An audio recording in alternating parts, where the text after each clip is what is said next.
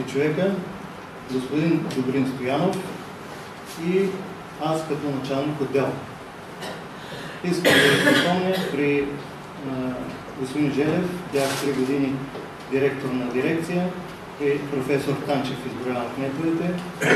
4 години бях началник отдел контрол по ЗУП и регистрация на строежите и година и половина, повече при господин Живко Тодоров също съм началник отдел контрол по ЗУП. Дейността на отдела контрол по ЗУП не се изчерпва не само с незаконното строителство, но и много и разностранна дейността. За този период ние сме отработили около 2000 жалби, които се отнасят за имотни граници, за строяване по регулация, за тераси, за остъкляване, за падащи предмети от фасадите, за узаконяване на строежите. Отварям ви една скоба. Голям дял в нашата дейност е смяната на поколенията. До сега всичките по селата особено се живеяха мирно и тихо, бяха се застроили имотите по границите. С смяната на поколенията младите вече почнаха да си търсят правата за деца, че техните баби и дядовци на времето не са си разрешили законово и почнахме една такава практика на премахване на незаконни строежи по селата, построени по граница. Голямата тема в това отношение е квартал Лозенец и аз искам да ви запозная каква е дейността на отдела, а разбира се и в общината в това отношение. Значи ние сме поръчали заснемане в 3 етапа на всички от тези незаконни къщи, които не отговарят на изискванията на Закона за устройство на територията. Готов е първият етап за заснемане. Значи тук имаме една папка, която с всичките тези документи, за съжаление не можа да се подготвя да направят някакви диапозитивни, но всеки ще има възможността да я погледне и каквото трябва може и да снима. Така, имаме готови актове за 62 къщи, които тук са направени с снимки и които могат да бъдат съборени. Поръчане е заснемането на втория и на третия етап. Поръчане е заснемането на нов участък, алтернатива за настаняване на ромското население, което ще остане без къщи. Има избрана фирма. Общината проведе търг за избиране на фирма за събаряне на сгради. От преди 1 месец вече е факт наличието на фирма. В момента Синвекс, кооперация Синвекс, Стара Загора. Синвекс.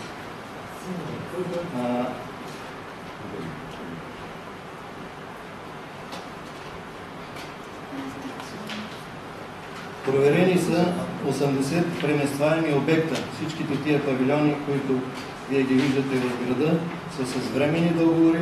Някои от тях не отговарят на новите изисквания с промените в Закона за устройство на територията. Тези неща сме ги подготвили като доклад и сме ги предоставили на Общинския съвет. В Общинския съвет ще се вземе решение за продължаването или премахването на тези павилиони, които са разположени на общински места. Проверени са 5 автомивки, има една за премахване, има 2 с актове за премахване. Разбира се... Ние разбрах 5 автомивки, една казахте за премахване, а 2 с актове. И другите с актове, които предстои премахване. Предстои ли са? Да. От тия 5, 3 са нередовни. Разбираме, че всички имат стремеж час по-скоро да се извърши събарянето в Лозенец. Така че ние техническа възможност имаме, това нещо ще стане, но предвид на социалното напрежение, община Стара Загора подхождаме малко по-внимателно, в смисъл да подготвим нещата на всички гледни точки. И накрая, преди да завършим, искам да ви кажа, че за мен ми се струва, че така, тази черна помия, която се изсипва ръчно върху мене, е междуличностните ни отношения с господин Боричев. Значи ние направихме нашия отдел 2 акта за незаконно строителство на автомивката на руския пазар, която е негова собственост, която има разрешение за 3 представляеми търговски обекта, но се ползва като автомивка. Съгласно закона това е недопустимо и е направен акт за незаконно строителство. Много така неприятно бяхме посрещнати на този обект. Господин Боричев ни изгони. В закона е казано, че всеки трябва да оказва съдействие на органите на общината, особено на контролните органи. Впоследствие аз нося и неговите актове, можете да видите как ги е разписал. Това му е подписа. Смятате, че е подпис. Нататък кръст е ударил, нататък е ударил една питанка. Не коментирам, все пак той е общински съветник, човек с пост. Другата автомивка негова е в Железник, Главска Деница, отдадена е като паркинг, но неправомерно се използва като автомивка. За тия двата обекти станаха ябълката за раздора и вероятно заради това аз съм неприятен и трябва да напусна общината. Приключвам. Слушам въпроса. Да. Господин Стаманявски, ще обясните ли малко по-подробно как ще протече събарянето на ромските къщи и къде ще бъдат настанени и альтернативно място съответно от тези, които ще останат для жилища и колко още ромски къщи се очаква, освен тези 60, които са заснети до момента. И ако позволите, тъй като не съм наясно дали са приети промените в закон за устройство на територията, които предвиждаха да се спре събарянето на незаконните ромски постройки. Ще започнем първо с този въпрос последния. Значи, нашите действия не бяха и толкова бързи заради факта, че една работна група в Народното събрание подготвяше проекто закон, който касаеше някакви преференции, какви точно, аз не знам, евентуално за това малцинство, как да се действа. Нищо такова не се получи, законова основа няма и ние си подготвяме на базата на съществуващата нормативна база, т.е. всичките тия постройки, които са незаконни. Сега за сега в първия етап те са 64. Много повече ще бъдат, значи ние почваме квартала на етапи да го обследваме. 62. Да, 64 бяха, но за двете не можахме да намерим. 62 са последно. Значи, във втория и в третия етап очакваме приблизително още толкова да са, но това касае, тези първите 3 етапа са за местата, които са навлезли в парка, които са откъдето идват и пожарите. Парка Язва. Всички тия 62 са навлезли в парка. Навлезли са всички са. Отвъд на ивица сервитутната беше насипана. Да. Но не са само те, има още. Значи улица Витоша Данода, последната източна улица на квартал Лозенец, веднага в дясно, които са навлезли в Боровата гора, представляват ето тези къщи, които ние сме ги описали. Пускам го това, разгледайте този класиор, вътре има снимки на къщите. Може ли да един уточняваш въпрос към твоите? Да, разбира се, че може само къде ще бъдат настанени. Защото имате 62, това са навлезли в парка Язва. На територията на квартал Лозенец, колко къщи има, колко парцела има и каква част от тях са незаконни, защото аз имам изпълнени за над 300 подлежащи на събаряне. Точна цифра не бих се ангажирал и не мога да ви кажа, тъй като имайте предвид, че закона вече допуска и варианти за узаконяване. Ние сме поставили въпроса и в общинска сесия, че узаконяването на ромските къщи трябва да протече през етапа решаване на собствеността. Значи никой от тях, много малко от тях имат собственост върху земята. Той трябва да придобие по някакъв начин първо собственост на земята, след това да си внесе някакви чертежи, които да отговарят на техническите изисквания на закона. Член 169. Здравина, естетически вид. Не може всяка къща да бъде узаконена и разбира се, това да се платят такси и глоби. Най-малката цена за узаконяване на една къща в това състояние между 10 и 15 хиляди лева, което в момента е голяма пречка, за да могат тези хора от ромски произход да ползват правото си на узаконяване. Какъв процент, знаете, горе е законен въобще? През годините не съм срещнал някой, който да ми каже, че това всичко е законно. Нека да ви кажа така. Около 10% от тези къщи са неузаконяеми и нетърпими.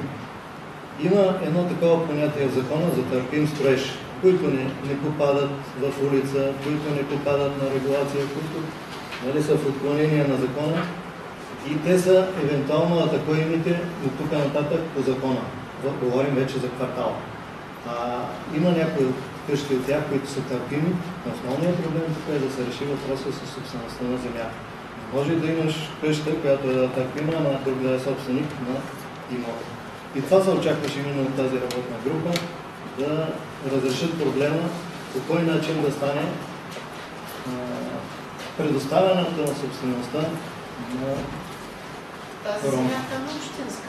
Моля, всичката е общинска. Няколко собственика имат, които са си закупили земя. Право на строеж имат такива хора. Особено право на строеж. Няма. Тоест никой горе не си няма остатък. Не никой. Значи много малко имат, но повечето от тях нямат отстъпено право на строеж. Там има едни много хубави прогимназии, 3-4 етажа. Те законни ли са? Имат ли документация? Не, да се сещате, няма документация. Може да се говори за пътя, нормалния, който отива към чужденците и семер, там има билдинги. Дето децата им се занимават с не особено приятна. Ема, може би са търпими според закона. Да. Сега, за да отговорим на въпроса дали да са търпими, ние трябва да решим въпроса с собствеността. Това е приоритет на Общински съвет за решение. Ясно, че тия 62 къщи нямат. Там къщи са построени, са нямат да са търпими. Няма как да стане, тия ще бъдат съборени. Хайде да кажем къде отиват хората и това почва съборени. Така. Значи, някой казва и наводеше към този отговор, че стане зимата и няма да стане събарянето. Ние си говорихме сутринта с кмета, той заяви и каза да ви предам, че преди зимата ще бъдат съборени тези. И къде отиват хората? Значи ние в момента ви казах, че подготвяме един участък на западната страна на Лозенец, в който можем да им предоставим петна. Но нормативно все пак, значи ние можем да им представим с отстъпено право на строеж. Това означава те да си платят, и тук нататък означава да си направят проект. Така е по закон. Ние нямаме друг закон, освен този, който е в момента, а той е казан. Представяш си въпроса с земята, правиш си проект, строиш си къща и това е. Колко петна има този там на западната част? Към 170 са, но ние в момента подготвяме с предимство към 50-60. Една улица от двете страни ще бъде трасирана. Значи, за да се настанат те на едно ново място, трябва да се трасират, да се забие полчета 4, да се каже между тези 4, ще има настанено една фамилия. Колко души грубо живеят в тези 62 къщи?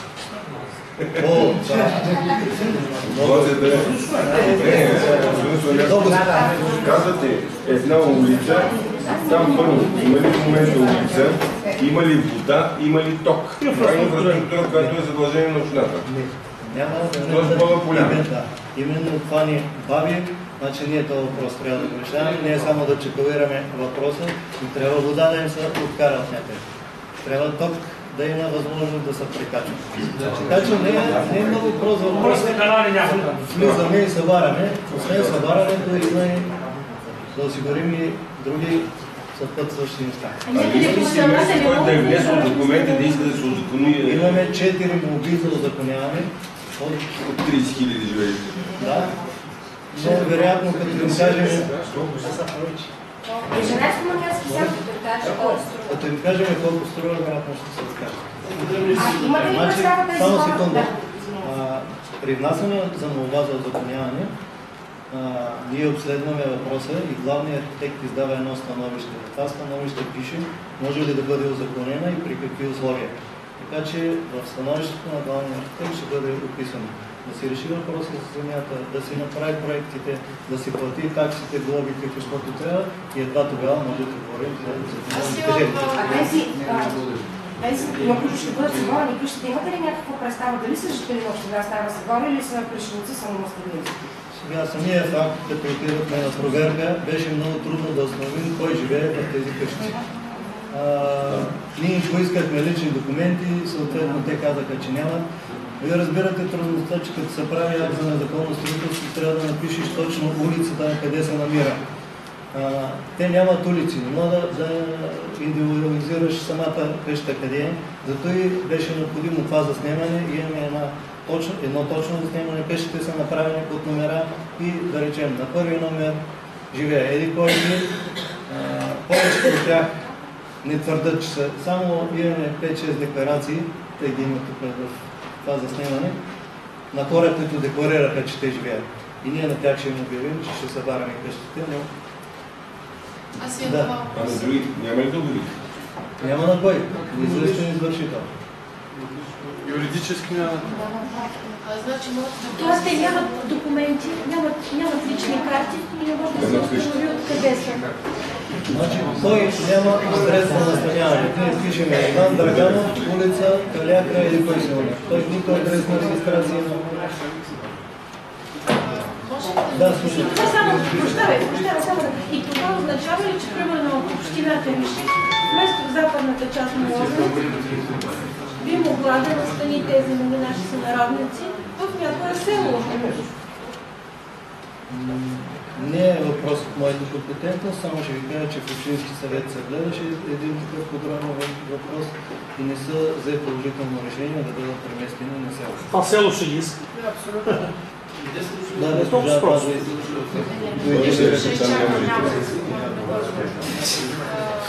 Моят въпрос е първо да кажете все пак какви са критериите за търпимост, защото вие го оценявате. И второ, когато бях на пожара, наблюдавах построените къщи в квартала, там има изключително скъпи и големи постройки. Тоест, по време на самия строеж не се упражнява някакъв контрол. Всеки може да тръгне, да дига, да строи без никой да мине да Емилия, те казвате, че от ноември 2012 се занимават с това. Госпожа казвам ви, че как строят циганите, ромите. Значи в първия момент той си направи една временна постройчица от някакви ламаринки. Никой не ме безпокои. След това си направи една стаечка с тухлички, вижда, пак не го безпокои, вземе, тъй като има възможност, които работят в чужбина, той си построи голям палат. Какви са възможностите за узаконяване? За да има узаконяване, трябва да има един план. Аз питам за контрол. Кой контролира тези строежи? Никой ли не минава от там да става? Принцип, задължение за контрола е на районните техници, всички, които трябва да заложени. Слънцето не може да грее. Значи, между другото, РДН сега имаше задача от комисията Кушев да събори точно тези големите къщи, за които Христо говори на Риховците, така и не са съборени. Това от 8 години. Значи ние имахме подадени сигнали за незаконно строителство в предишни години. Значи ние правихме само констативни протоколи и ги изпращахме в РДН. Този въпрос никой не искаше да го решава.